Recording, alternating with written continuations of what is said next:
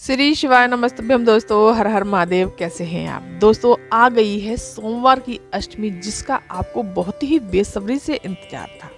दोस्तों, सोमवार की अष्टमी की आपको ढेर सारी बधाइयां और शुभकामनाएं। सोमवार की अष्टमी के दिन दोस्तों, पूज्य गुरुदेव कहते हैं कि सोमवार की अष्टमी के दिन भोलेनाथ और माता पार्वती का मिलन हुआ था। तो इस दिन भोलेनाथ और माता पार्वती बहुत ही प्रसन्न मुद्रा में बैठे होते हैं और बहुत ही खुश होते हैं।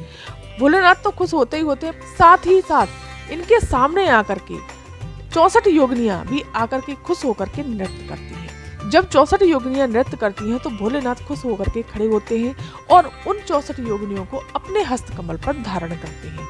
हस्तकमल पर धारण करने के पश्चात उन 64 योगिनियों को भोलेनाथ माता लक्ष्मी को प्रदान करते हैं। माता लक्ष्मी उन 64 योगिनियों को भगवान विष्णु को देती हैं और भगवान विष्णु उन 64 योगिनियों को ब्रह्मा जी को, और ब्रह्मा जी उन 64 योगिनियों को ब्रह्माणी को प्रदान करते हैं। ब्रह्माणी उन 64 योगिनियों को माता आदिशक्ति को प्रदान करती है। माता आदिशक्ति भगवान भोलेनाथ के सामने समर्पित करती है। दोस्तों, तो आज के दिन आपको अगर कोई भी कष्ट है, मनोकामना है, धन से जुड़ी हुई समस्या है, रोग बीमारी है, उसके लिए आज के दिन आपको ये उपाय जरूर करने चाहिए।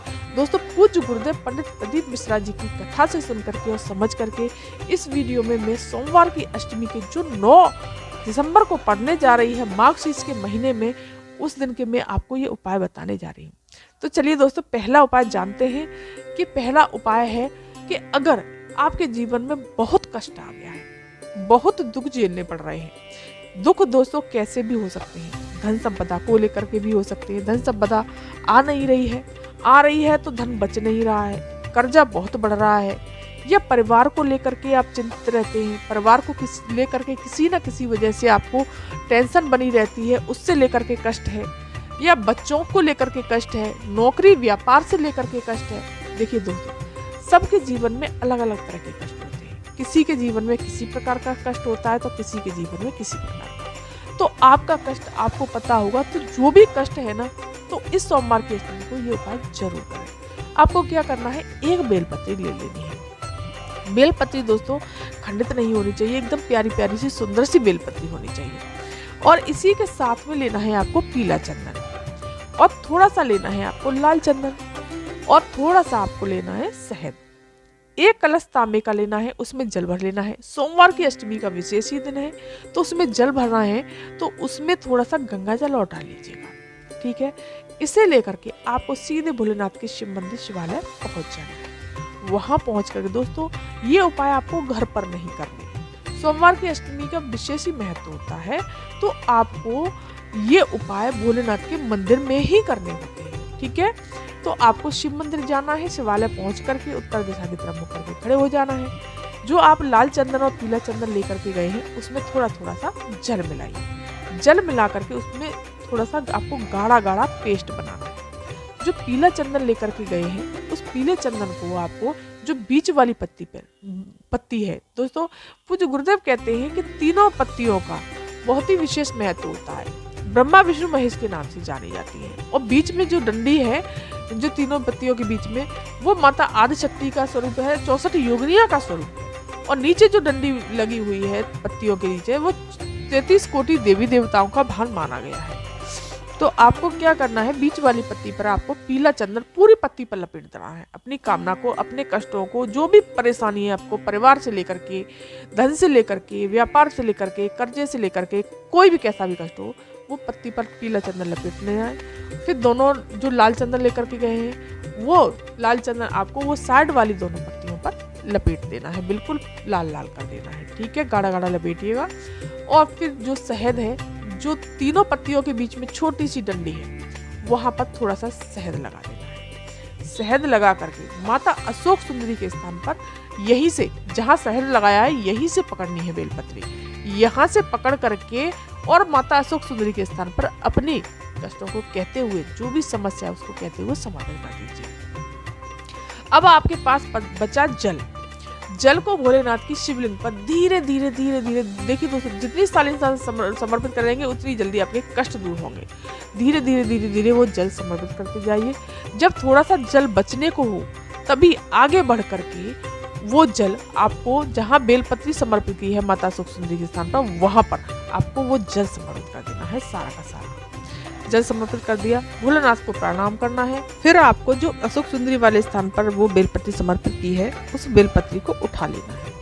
उठा करके किसी भी जलाशय में, अगर जलाशय पास में नहीं है तो किसी भी वृक्ष के नीचे अपनी कामना को कहते हुए रख देना है और उसी के ऊपर आपको 1 लोटा तांबे का भर के जल समर्पित कर देना है। प्रार्थना करते हुए सीधे अपने घर चले आइए। दोस्तों कैसा भी कष्ट होगा वो जरूर ही जरूर दूर। अब चलिए दोस्तों जानते हैं हमारे जीवन में रोग बीमारियां, किसी को कोई रोग हो रहा है, किसी को कितना भी बड़ा हो, किडनी लिवर जैसा भी रोग हो, तो सोमवार की अष्टमी के दिन ये उपाय जरूर करें।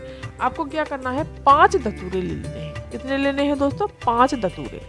लेकिन एक बात का ध्यान रखना, अगर 5 धतूरे आपको लाल डंडी वाले मिल जाते हैं, नीचे की तरफ जो लाल डंडी होती है धतूरे की, वो मिल जाते हैं तो बहुत अच्छी बात है। अगर नहीं मिलते तो भी कोई बात नहीं है। लाल वो आपने 5 धतूरे ले लिए।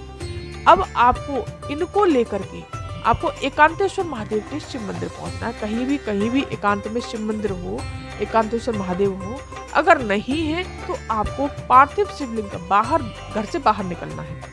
घर से बाहर जाकर के किसी भी वृक्ष के नीचे पार्थिव शिवलिंग का निर्माण कर लीजिए, वो भी एकांतेश्वर महादेव का स्वरूप हो जाता है। ठीक है, तो आपको जो 5 धतूरे लेकर के गए हैं उस व्यक्ति का नाम और गोत्र बोलना है। 1 लोटा कलश लेना है और लेकर के देवादेव महादेव के शिव मंदिर शिवालय पहुंचना है।